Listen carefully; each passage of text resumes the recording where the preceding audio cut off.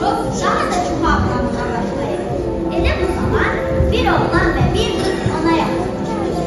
Onlar da sanki ötekinden uşaqlar ya ağlayırsan, deyirsən sən də bizim vaxtını boşuna getirmirsən, heç nə oxuyub öyrənməmiş qozanmısan. Axı bu nədir? Mən ki, heç məsələr verməmişəm, niyə belə oldu? Sən də, biz də ən böyük dəyəri özümüzə vermişik. İnsan faydalı işlərlə məşğul olmayanda zaman bir göz qırpımında və mənasız getir. Bildik uşaqlar, sənin zamanımızı geri qaytaraq. Onda əvvəlki halımıza geri dönmüş olarıq.